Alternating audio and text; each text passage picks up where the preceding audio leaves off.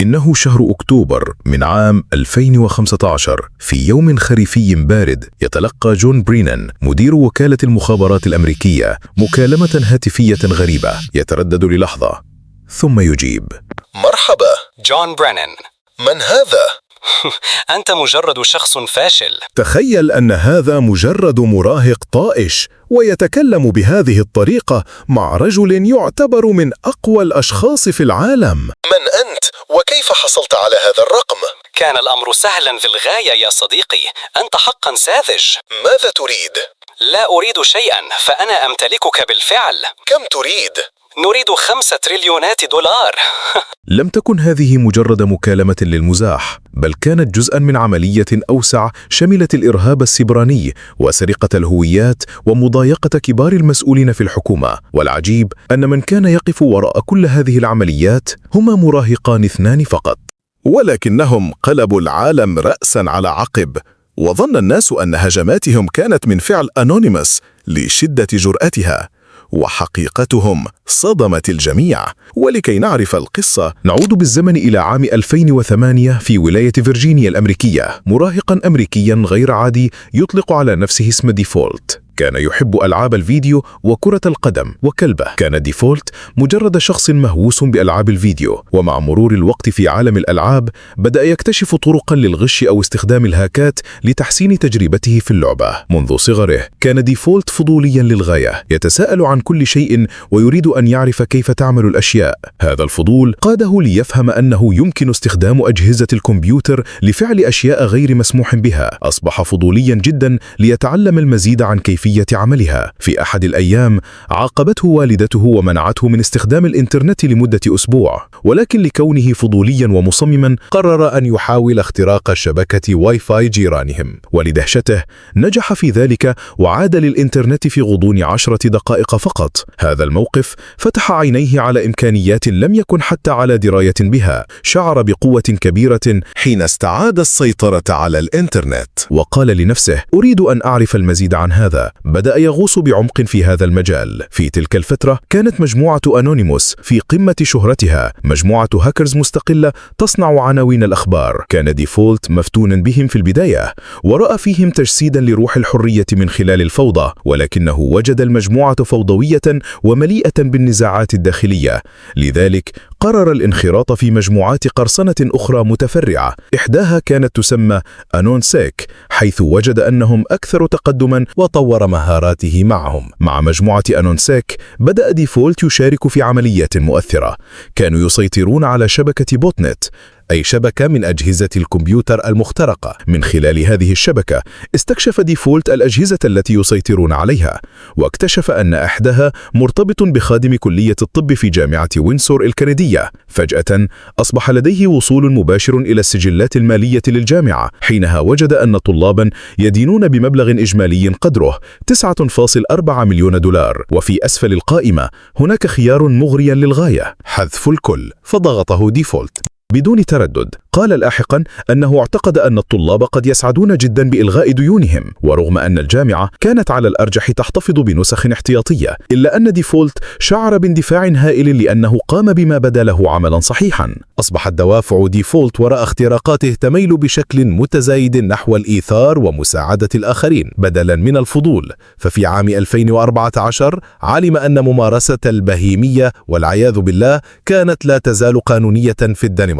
هذا الأمر أغضبه بشدة لأنه كان يمتلك كلبا، وتأثر من فظاعة الأمر قرر ديفولت وقراصنة آخرون من أنونيسيك تسخير مهاراتهم التقنية لدعم نشطاء حقوق الحيوان. قاموا بإغلاق الموقع الرسمي للحكومة الدنماركية وتشويه واجهته برسائل تسلط الضوء على هذا القانون ونشر أدلة على سوء معاملة الحيوانات. أدى هذا التحرك إلى استياء عالمي وضغط أجبر الدنمارك أخيرا على حظر هذه الممارسة في عام 2015. إلهام من سنودن. لنرجع قليلا إلى عام 2013 حين كشف إدوارد سنودن عن أسرار هائلة، وهي أن الحكومة الأمريكية لديها القدرة على التجسس على أي شخص متصل بالإنترنت تقريبا في أي مكان. إدوارد سنودن هو محلل سابق في وكالة الأمن الوطني الأمريكية NSA، قام بتسريب وثائق سرية للغاية تكشف عن برامج المراقبة العالمية التي تديرها الولايات المتحدة بالتعاون مع دول أخرى. أعمال سنودن ألهمت العديد من الشباب الأمريكيين بما في ذلك ديفولت إلى إلقاء نظرة عن كيفية عمل حكومتهم. لم يكن ديفولت مستعدا للجلوس ومشاهدة ما يحدث فقط، أراد أن يشعر كبار المسؤولين في المخابرات بما يشعر به الأشخاص العاديون عندما يتم كشف معلوماتهم الخاصة واستخدامها ضدهم. ننتقل إلى شخص يدعى كراكا في حوالي 15 من عمره ويعيش في إنجلترا. كان يشعر بالغضب تجاه الفساد والمراقبة، وبشكل خاص تجاه تدخل الولايات المتحدة في الشرق الأوسط وقضية فلسطين.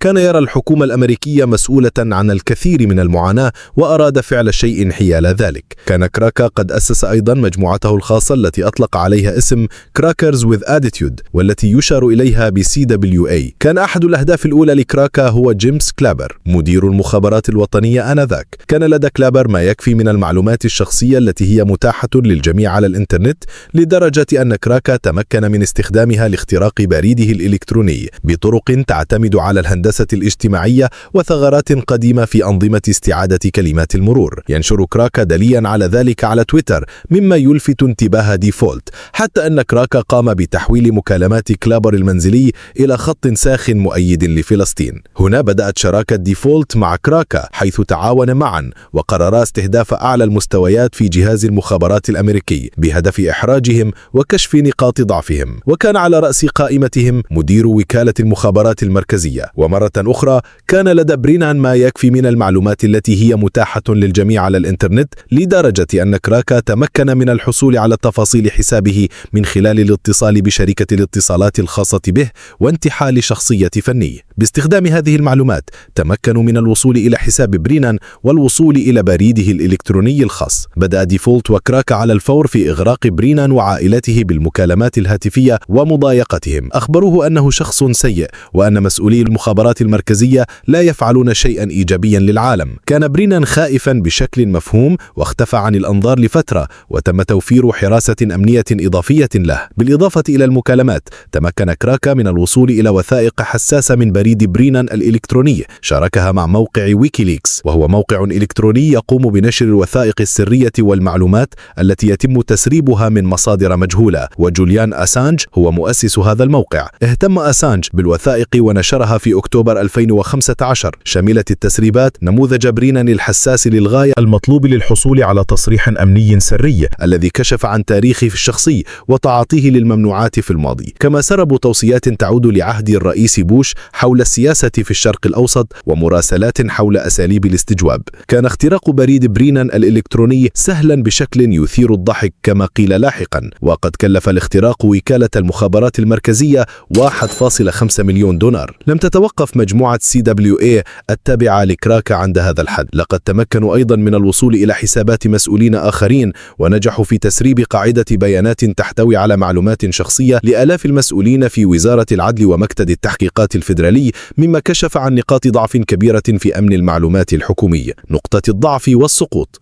على الرغم من نجاحهم وإجراءاتهم الأمنية المشددة، إلا أن مسارهم انتهى في النهاية بسبب خطأ بسيط. كان ديفولت يقضي وقتا مع صديق له يشربان ويتحدثان عبر الإنترنت، وحين سمع الأخبار عن اختراق وكالة المخابرات شعر بالغطرسة وهو مخمور، فزل لسانه وتفاخر لصديقه قائلا: نعم، كنا نحن من فعل ذلك. لم يعتقد أبدا أنه سيصدقه أو يبلغ عنه، ولكن وفقا لما أكده ديفولت لاحقا فإن ذلك الصديق هو من أفشى به للسلطات. داهم عملاء مكتب التحقيق الفيدرالي منزله بقوة في اللحظة التي أنهى فيها فك تشفير جهازه، فصادروا جميع أجهزته بما في ذلك القرص الصلب الذي يحتوي على تقريبا 1000 عملة بيتكوين كان قد جمعها من التعدين والشراء المبكر، والتي تساوي اليوم حوالي 100 مليون دولار. أيضا تم اعتقال كراكا في بريطانيا ومصادرة أجهزة الكمبيوتر الخاصة به، بينما كان كراكا لا يزال قاصرا في سن المراهقة بعمر 16 عاماً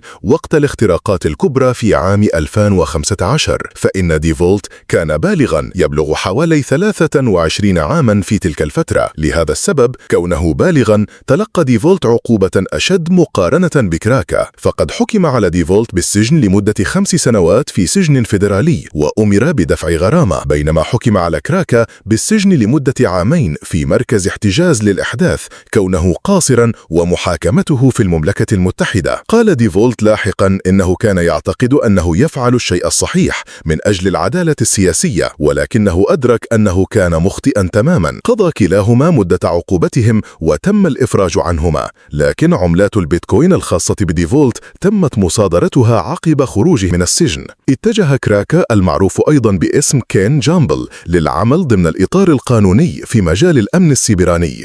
لقد شارك في برامج مكافأة الأخطاء لمساعدة المؤسسات المختلفة في اكتشاف وتأمين نقاط الضعف في أنظمتها الإلكترونية، بما في ذلك العمل مع جهات حساسة مثل وزارة الدفاع. يعمل جامبل حالياً كمستشار أمني لمساعدة الشركات على حماية نفسها من التهديدات السيبرانية. أما ديفولت فبعد الإفراج عنه واجه صعوبات في العثور على عمل بسبب سجله الجنائي ومنعه من استخدام الإنترنت، لذلك قرر التوجه إلى تداول الأسهم والعملات المشفرة كمهنة، مستفيدا من المهارات التي تعلمها جزئيا في السجن وخبرته السابقة في جمع البيتكوين وتعدينها. يقول ديفولت: قصتي ربما تكون غريبة وطويلة، لكنني أشاركها لأنني أعتقد أن هناك الكثير من الدروس الإيجابية التي يمكن للناس أن يتعلموها منها. فكرة السجن كانت صعبة جدا، خاصة قضاء عام في الحبس الانفرادي، لكنني استغليت هذا الوقت وتعلمت الكثير وقرأت العديد من الكتب واكتسبت خبرات جديدة ومفيدة من السجناء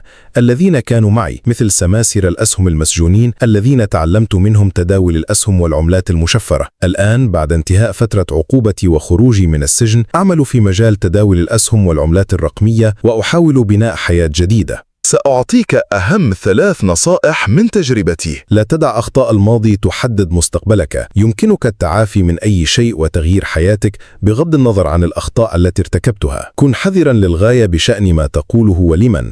لا تثق بأي شخص بسهولة، حتى في أصعب الظروف. ابحث عن فرص للتعلم والتطور. استغل أي وقت فراغ أو عزلة لاكتساب معرفة ومهارات جديدة. هذه كانت قصة ديفولت وكراكا، المراهقين اللذين هزا عالم المخابرات الأمريكية وكشف نقاط ضعف أمنية خطيرة. هل تودون التعمق أكثر في قصة إدوارد سنودن الكاملة وكيف واجه الحكومة الأمريكية بعد كشفه لأسرارها؟ أخبرونا في التعليقات، واشترك إذا استمتعت بالفيديو. إلى اللقاء.